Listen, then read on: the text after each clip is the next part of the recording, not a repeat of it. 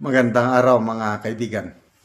Bigyan natin ngayon ng reaction, opinion, itong video na ipinost ng PTV4 na kung saan may malaking ahas na nahuli sa Villamor Airbase Lounge, VIP Lounge, kung saan ang Pangulong Marcos ay exit place niya bago palipad siya papuntang India dahil mag-state visit siya doon ngayon. 5 days state visit. So, ahas, sumalubong, gusto. Anong ibig sabihin nito? May pangitain ba ito? Nakakatakot ang ahas. So, ito, panoorin natin itong video. Sir, pa-picture din. Ay, Yeah! sir, ano po lang?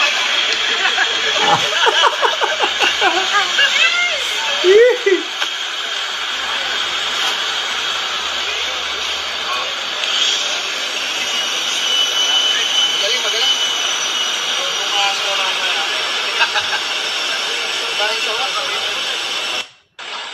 Walang laman ang sonan. Yeah. Sir, pa-picture din. Ay, Ang laki. sir, ano po lang?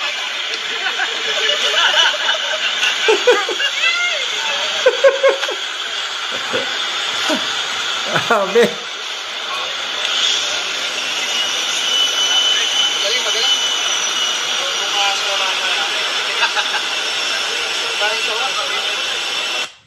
Okay. Walang laman. Basta tayo sa mga comments. Parang sawa. Hindi naman siguro poisonous yun. Kaya lang, paano kung hindi nila nahuli at pinabayaan nila na pagpasok ng presidente, nandun yung sawa sa loob ng VIP Lounge. Grabe, oh. Basa tayo sa mga comments. JD Nuestro, gusto lang naman sumalubong ng kapwa sa kapwa. Ahas sa ahas. Anbe, baka nag-transform lang. Erwin Tiger Rizalda, bumisita lang siya sa kanyang kapamilya. Okay, speaking of ahas, takot na takot ako sa ahas. I don't know why. And I believe maraming tao takot sa ahas.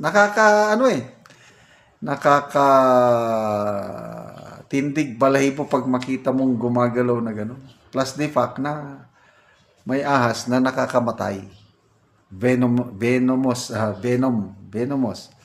Kasi, ang symbolism ng ahas is pagtatraidor, kasamaan. Kasi si Satanas, nung sa Garden of Eden, nagpormang ahas siya nung nilin lang niya si Adan at Eva. Kaya masama ang ng ahas pag nag-ahas ka. Okay? So, ano bang may masamang pangitain ba ito? I don't know. Kung baka nagkataon lang. Sir, pa-picture din. Malang sonan niya. Walang. Baka nagkataon lang, ano? Peak confidence. Consafe. Sandali.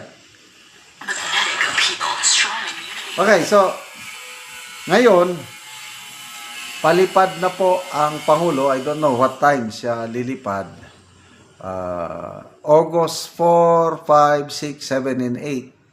Magbisita siya sa India. Again, gastos ng taong bayan na naman ito. Although ito, mas maganda ito kumpara yung nakaraan yung sa US. Kasi ito, state visit. At maganda naman yung makipagrelasyon tayo sa iba't ibang bansa, lalo ng India. For a long time, marami ng Indians, Bombay na nandito sa Pilipinas. Naging parte na sila sa ating society, ang mga Indians. Kaya okay yun. Ang masama, yung pagpunta niya sa US nung nakaraan dahil sabi nga ni ex-senator Cositing, hindi yon state visit, kundi sinumon. Nakakaya. Tinawag, punta ka dito! Punta naman kagad. Yun lang, pinag-usapan taripa na kawawang-kawawa tayo dahil yung kalapit nating bansa na ipababa nila yung mga taripa nila na malaki. Example, Japan. naging 15% lang ang kanilang taripa. Vietnam ba yun? Yung naging 46, naging 20 na lang. Indonesia, ganun, ay pababa nila lahat. Malaki ang pagbaba ng taripa na hindi na kinakailangan papunta doon sa US ang mga presidente or prime minister. Tayo, pinapunta doon, gumastos tayo ng malaki, tapos 1% lang yung ibinaba na sinasabi ng mga exporters natin na walang epekto yun. Hindi nila mararamdaman yung 1% na pagbaba. At malulugi kami, sabi ng Philippine Chamber of Commerce and Industry si Mr. Brian Ang, ang Vice President for Trade ng PCCI. So yun, sinomon.